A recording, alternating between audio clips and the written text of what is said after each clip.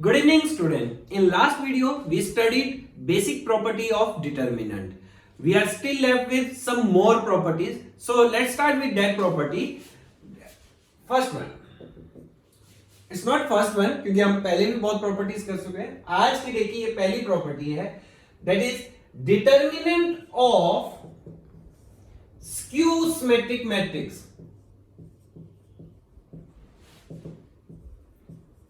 But इसमें एक point specific है. जो ये स्क्यू सिमेट्रिक मैट्रिक्स है उसका ऑर्डर जो है वो होना चाहिए ऑड. ऑर्डर ऑड होना चाहिए मींस 3/3, 5/5. ये प्रॉपर्टी तभी एप्लीकेबल होगी. ओके, तो अगर स्क्यू सिमेट्रिक मैट्रिक्स जो कि ऑड ऑर्डर का है और उसका डिटरमिनेंट निकालना हो तो determinant of skew symmetric is 0. Now इसको प्रूफ करते हैं. कैसे? लेट्स से हमने एक ए मैट्रिक्स ले लिया 3/3 ऑर्डर का. ओके, हमने इसका डिटरमिनेंट लगाया तो डिटरमिनेंट ए, इसको हम डेल्टा मान लें. ओके, अब स्क्यू सिमेट्रिक मैट्रिक्स में हमने पढ़ा था if a matrix is a skew symmetric matrix A equal to minus A transpose. Okay, now इसमें रिप्लेस कर दें. इसको हम फर्स्ट इक्वेशन लेके चल रहे हैं delta minus A transpose. Now ये माइनस की प्रॉपर्टी हमने पहले भी की थी. डिटरमिनेंट के ए इक्वल टू होता था के raised by n determinant A. Now यहां के क्या है? -1. तो determinant -1 raised to power n. N क्या है? 3. Determinant A transpose. स्टूडेंट समझ आ रहा है? नाउ अगेन लास्ट में हमने ये प्रॉपर्टी पढ़ी थी determinant A transpose equal to determinant A. तो delta equal to minus determinant A transpose तो ये भी थी. नाउ ये सेकंड इक्वेशन ले लें. नाउ फर्स्ट इक्वेशन ये डेल्टा की वैल्यू ये है, दूसरे में डेल्टा की वैल्यू माइनस ए है. दोनों को रिलेट करें तो determinant A equal to minus determinant A twice of determinant a equal to 0, तो which implies that determinant a equal to 0. तो स्टूडेंट क्लियर है? ये इसकी डेरिवेशन थी कि skew symmetric matrix of odd order है 0 क्यों होता है. क्योंकि अगर देखो ये इवन ऑर्डर होगा तो यहां जब माइनस बाहर निकालेंगे तो माइनस की पावर क्या आ जाएगी? इवन, और वो क्या हो जाएगा? पॉजिटिव. तब ये पॉसिबल नहीं है. आई थिंक क्लियर है. तो अब हम करते हैं next property. Second one is if element of rows or column are in AP. अब हम क्या कह रहे हैं कि या तो रोज के जितने भी एलिमेंट्स की वैल्यूज हैं या कॉलम के एलिमेंट्स की वैल्यू किस में हो? एपी में. तो डिटरमिनेंट की वैल्यू क्या होती है? 0. Let's take an example. Delta हमने ले लिया फॉर एग्जाम्पल 1 2 3 4 6 8. ओके, 3 6 9. तो आप देख रहे होंगे स्टूडेंट कि इसमें ये भी एपी में 1 2 3. एपी क्या होता है? Common difference should be same. 1 2 3 4 6 8 2 2 का डिफरेंस है, यहां 3 3 का डिफरेंस है. तो अगर मैं इसको सॉल्व करूंगा, एक तरीका इसको एक्सपेंड करें, सॉल्व करें. सेकंड तरीका है डायरेक्टली अब क्लिक हो गया ये तो एपी है तो हम इसकी वैल्यू सीधा 0. वो कैसे? अब प्रूफ कर लेते हैं. देखो अगर हम इसमें प्रॉपर्टी लगाए let's say R2 approach to R2, इसमें हम इसको R2 अप्रोच टू लगा के बजाय कॉलम में लगा देते हैं. ओके, तो C2 approach to twice of C2 minus C1 plus C3 ऐसे लगा दिया हमने. मतलब C2 को ट्वाइस करो, इन दोनों को ऐड करके इससे सब्ट्रैक्ट करो. तो देखो क्या बनेगा स्टूडेंट्स. डेल्टा इक्वल टू किस पे ऑपरेशन नहीं लग रहा है? 1 4 3 3 8 9.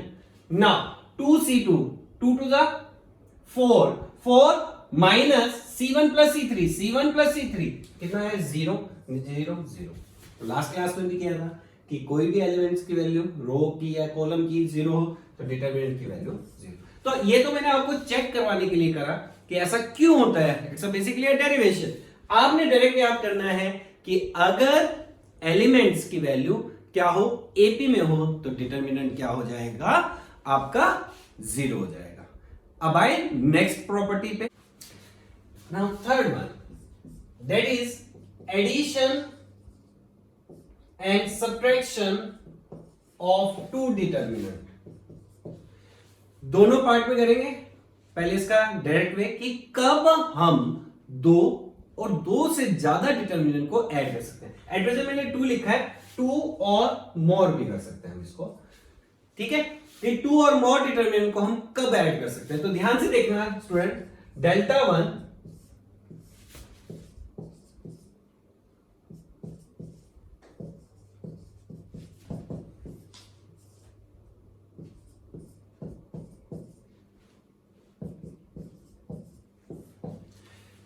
तो स्टूडेंट ये देखिए मैंने ये दो डिटरमिनेंट, ये डेल्टा 1 ले लेते हैं, इसको एट प्रेजेंट ये डेल्टा 2 ले लेते हैं। ओके, तो अब क्वेश्चन आता है क्या हम डेल्टा 1 प्लस डेल्टा 2 कर सकते हैं। एक तरीका तो है इसकी डिटरमिनेंट की वैल्यू निकालें, इसकी डिटरमिनेंट की वैल्यू निकालें, हम क्वेश्चन सॉल्व करें। दूसरा तरीका कि अगर हम इनको ऐड करना है तो कब कर सकते हैं। देखो स्टूडेंट, एट अ टाइम एक रो ऐड होगी या एक ही कॉलम ऐड होगा एट अ टाइम। ओके, और वो कब हो सकता है, जब आपके जिसको आपको रो को ऐड करना है उसके अलावा रिमेनिंग जो है रोज वो सेम हो, और उस कॉलम को छोड़ के रिमेनिंग जो कॉलम्स हैं वो सेम हो। फॉर एग्जांपल आप इसमें देख रहे हो डेल्टा 1 डेल्टा 2, अगर हम इनको ऐड करना है, यस हम इनको ऐड कर सकते हैं। क्यों, हमने देखा रो 1 रो 2 रो 1 रो 2 दोनों डिटरमिनेंट की सेम है, बट रो 3 चेंज है, तो हम इनको ऐड कर सकते हैं क्योंकि 2 आर सेम। तो ऐड करेंगे तो ये नया बन जाएगा, तो जो सेम है वो एज इट इज रहेगा। ऐड करेंगे तो ये बनेगा m प्लस एक्स, जो बेसिक है आपका n plus y z plus b, that's it. तो पॉइंट क्लियर है कि कब हम 2 या 3 होते तो 3 में भी ये 2 सेम होने चाहिए थे, एक और होता तो हो जाता। पॉइंट क्लियर है। ये हमारा कंपटीशन में भी यूज होता है और बेसिक सब्जेक्टिव क्वेश्चंस में भी यूज होता है, आपकी मिसलेनियस एक्सरसाइज में है ऐसे क्वेश्चन। तो आप लोगों ने ये ध्यान रखना है कि हम 2 डिटरमिनेंट को ऐड कैसे कर सकते हैं। अब आती है इसकी रिवर्स थ्योरी कि क्वेश्चन ऐसे दे दिया गया और अब आपको क्या करना है, इसको स्प्लिट करना है इजी बनाने के लिए। स्प्लिट कैसे किया जाए, तो हमने ये देखना है, हम स्प्लिट तभी कर सकते हैं, लेट्स से इसको हमें स्प्लिट करना है, तो सेम ए में 2 सेम रहेंगे और ये ब्रेक हो जाएगा। फॉर एग्जांपल मैं इसमें ये हटा देता हूं। ओके स्टूडेंट, अगर अब मेरे को स्प्लिट करना पड़ता तो कैसे स्प्लिट होता, पहले में m n p आ गया, दूसरे में x, अब हमारे पास है ही नहीं यहां पे और कुछ क्या लिया जाए, तो हम इसको +0 लिख लें, तो y की जगह अब y नहीं रहेगा, 0 आ गया। तो क्लियर है स्टूडेंट, ये रिवर्स थ्योरी आनी चाहिए, ये हमारे काम आती है। तो आपको जब स्प्लिट करना होगा तो आपके क्वेश्चन बड़े इजीली वे से हो पाएंगे। अब देखेंगे क्वेश्चंस, काफी क्वेश्चंस आपके एक्सरसाइज में है, आज हम लेंगे 1-2 क्वेश्चन, वो भी करेंगे, ठीक है। Next property that is a sigma, means एक आपको डिटरमिनेंट दे रखा है जिसमें a b c और एक r वेरिएबल है। यहां देखो ये r और ये r, मतलब एक तरह से ये फंक्शन बन गया है, r वेरिएबल है, ठीक है। अब आपको क्वेश्चन क्रिएट हो जाता है डेल्टा r।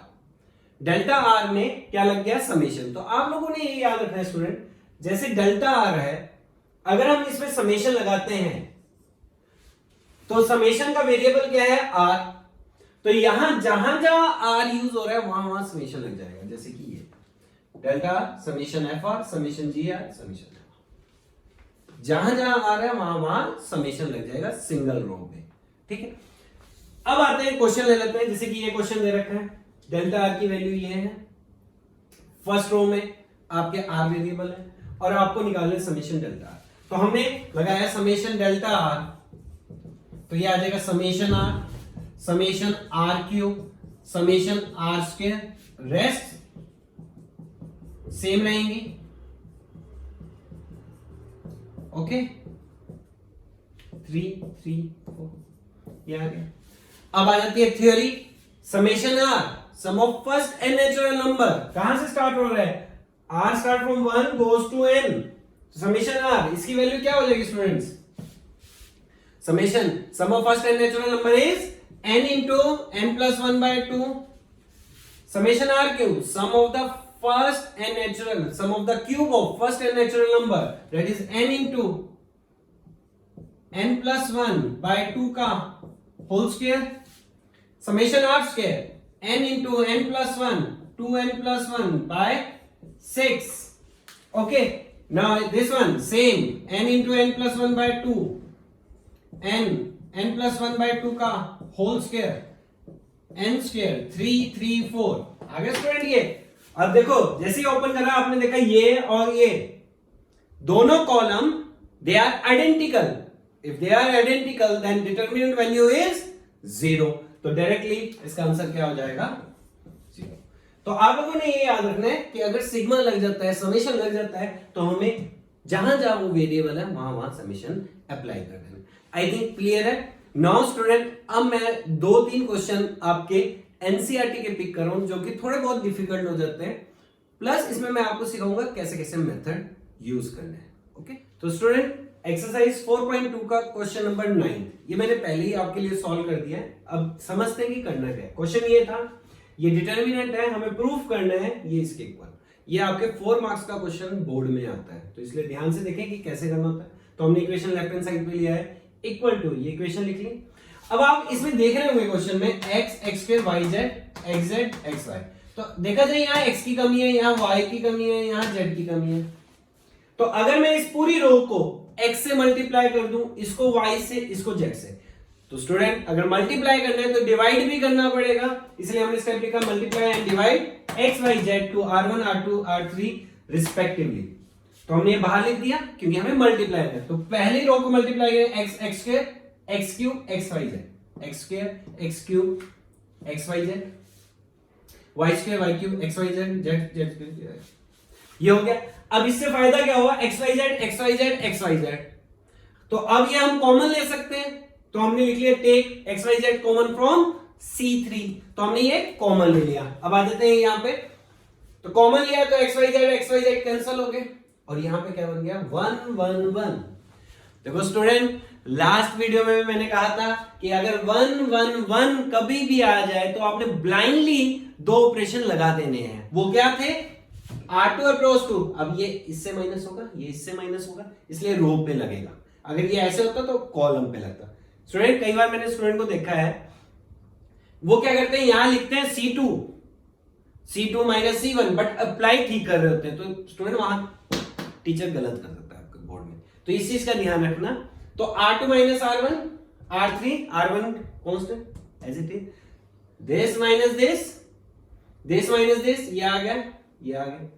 अब देखो स्टूडेंट R2 को ध्यान से देखो, तो ये फॉर्मूला है y square minus x square और ये है y cube minus x cube. तो मैं इसको यहां सॉल्व करता हूं जिससे आपको क्लियर रहे कि हम क्या common, y square minus x square को हम लिख सकते हैं y minus x y plus x, y cube minus x cube. ये फॉर्मूला स्टूडेंट भूलना नहीं है, a cube minus b cube का, y minus x y square plus xy plus y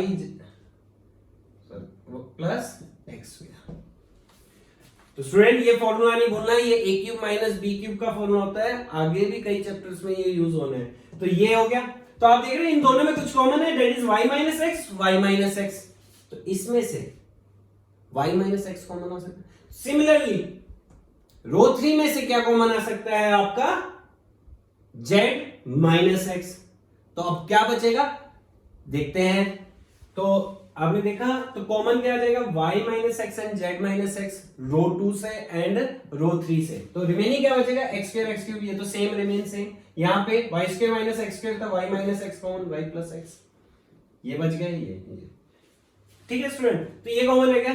अब एक तरीका है इसको एक्सपेंड कर दो C3 से, दूसरा तरीका है फिर से इस रो को इस रो से सेपरेट।